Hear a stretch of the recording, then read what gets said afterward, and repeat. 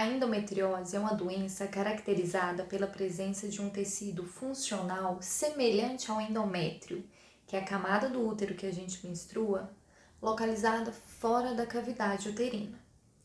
Ela acomete mulheres principalmente no período reprodutivo, que seriam mulheres jovens. Ficaram curiosos sobre esse assunto? Querem saber quando suspeitar, como diagnosticar e como tratar essa doença? Dá uma olhadinha nesse vídeo.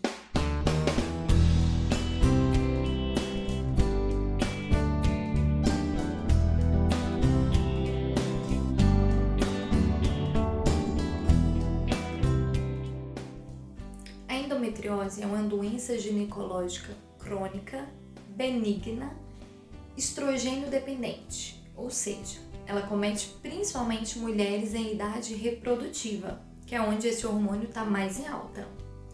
Ela pode ser definida como presença de um tecido que se assemelha ao tecido do endométrio, que é a camada do útero que a gente menstrua, localizada fora do útero, com predomínio, mas não exclusivamente, na cavidade pélvica feminina.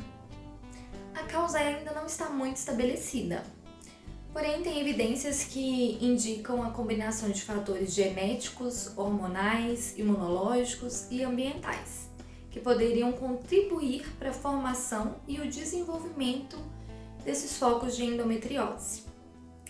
Hoje, a teoria mais aceita para explicar o desenvolvimento da endometriose é a teoria de implantação, descrita por Sampson em 1927. De acordo com o autor, ocorreria um refluxo de tecido endometrial através das tubas uterinas durante a menstruação, e esse tecido acabava implantando e crescendo em outras regiões, principalmente no peritônio e nos ovários. Porém, é apenas uma minoria das mulheres que vai desenvolver essa doença.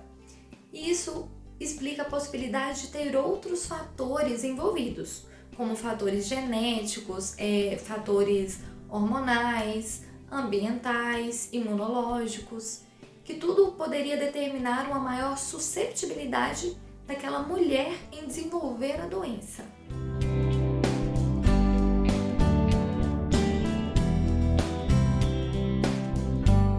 O quadro clínico da paciente que tem endometriose ele é bastante variável.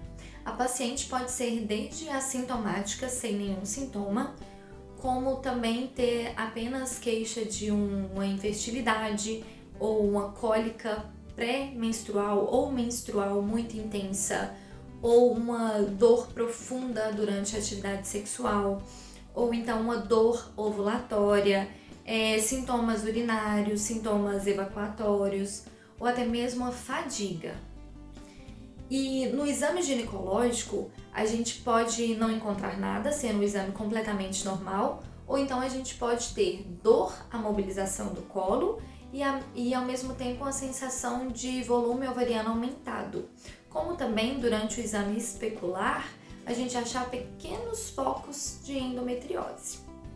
Mas não é porque você tem esses sintomas que você tem o diagnóstico de endometriose. Pelo contrário, existem inúmeras condições que possuem os mesmos quadros, as mesmas queixas, que podem ser consideradas diagnósticos diferencial, como por exemplo a dor pélvica crônica, a cistite intersticial, a doença do colo irritável, e isso precisa ser investigado.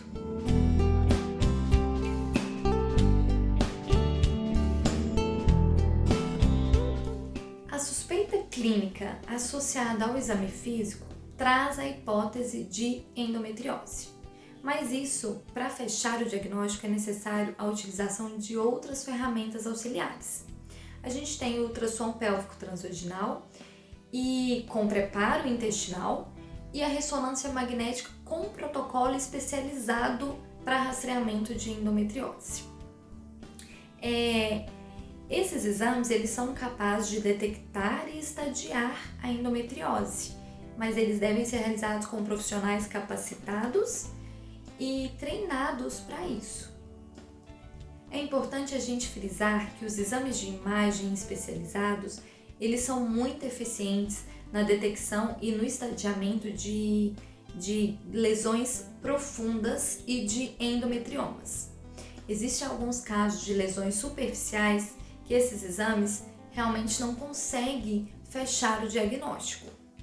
Para isso, às vezes, a gente tem a videolaparoscopia.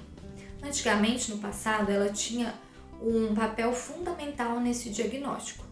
Porém, hoje, como a gente tem um avanço muito grande dos métodos de imagem, ela é indicada para o diagnóstico apenas em pacientes que possuem os exames normais, mas que apresentaram falha ao tratamento clínico.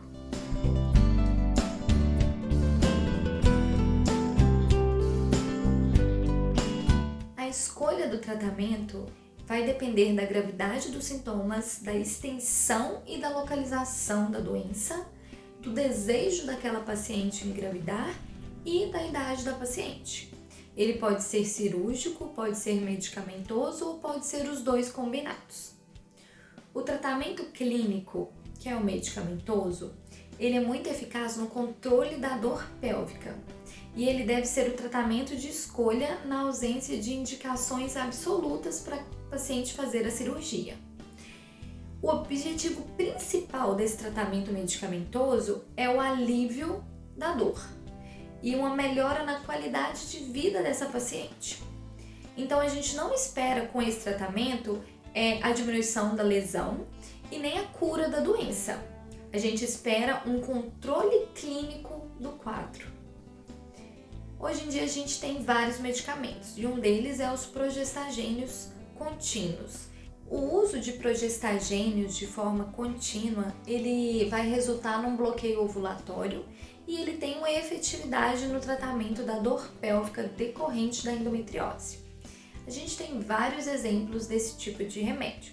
A gente tem ele como comprimido, que seria o Dianogeste ou o Desogestrel, e também temos em forma de injeção, como a medroxiprogesterona, que é aquela injeção utilizada a cada 3 meses. Outra forma de tratamento seria a anticoncepção de longa duração, que aqui se encaixa o DIU de levonorgestrel, que seria o Mirena ou o Cailina, e o Implanon, que é o implante de etinogestrel. O uso de pílulas combinadas de estrogênio e progesterona também são incluídos como formas de tratamento em primeira linha. Tem vários guidelines de sociedades médicas que propõem esse tratamento com esses hormônios combinados. Ainda não tem um consenso se são aqueles hormônios com pausa, que a gente faz aquele ciclo, ou se são medicamentos de uso contínuo. E existem medicações adjuvantes para o controle da dor que, apesar de apresentarem bons resultados em estudos clínicos, eles não têm sido muito utilizados em função da quantidade de efeitos colaterais que eles possuem. Então aqui a gente tem o danazol, a gente tem os agonistas do GnRH, que seria o Zoladex, e os inibidores da aromatase, que seria um exemplo o anastrozol. Eu não vou ficar entrando direto nesses medicamentos, porque cada paciente deve ser avaliada em relação ao seu quadro clínico, à sua queixa, e aí o seu médico vai te propor o melhor tratamento. E a gente também tem o tratamento cirúrgico. O principal objetivo da cirurgia é a remoção completa de todos os focos de endometriose, restaurando a anatomia sempre que possível, e ela deve ser realizada por videolaparoscopia. A gente tem 2 tipos de cirurgia, a cirurgia conservadora e a definitiva. A cirurgia conservadora, ela tenta destruir todos os focos de endometriose, remover as suas aderências e restaurar a anatomia pélvica. Geralmente tem uma significativa redução dos quadros de dor em mais ou menos 6 meses pós-cirurgia. E ela é muito válida para endometriose mínima, leve ou moderada.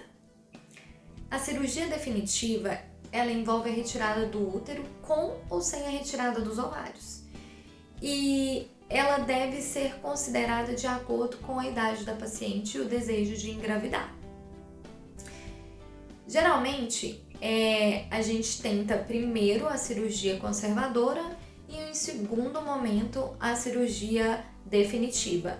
Então, a indicação de se realizar uma esterectomia seria nessa ausência de engravidar e a falha de qualquer tratamento anterior, tanto clínico quanto um cirúrgico conservador.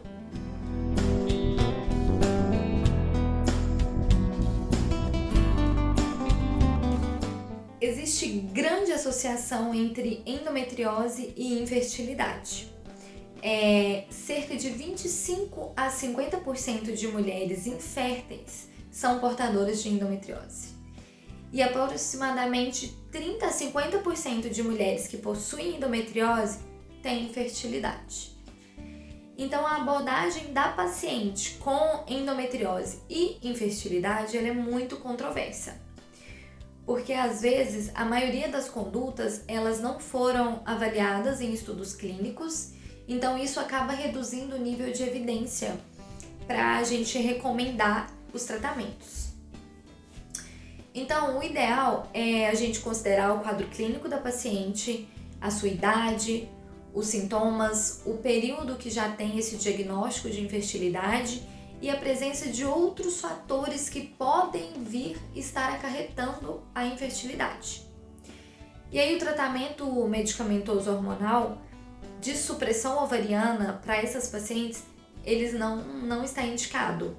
Ele não deve ser prescrito de maneira alguma, porque não existe uma evidência científica que traz algum benefício em relação à melhora da fertilidade nessas pacientes. A única medicação que já teve estudo e que pode auxiliar na melhora dessas taxas de gestação são os análogos do GnRH, no caso o Zoladex, mas também ele é utilizado por até 3 meses antes da paciente fazer uma fertilização in vitro. Uma alternativa para essas pacientes é o tratamento cirúrgico conservador para endometriose, para a gente tentar melhorar a qualidade da fertilidade dessa paciente. Então, às vezes, destruindo alguns focos, diminuindo um pouco de aderências, essa fertilidade acaba sendo restaurada. Espero ter ajudado e o que vocês tiverem de dúvida, manda pra gente aqui no canal, manda no direct no Instagram, a gente estará à disposição. Um beijo, gente. Tchau, tchau.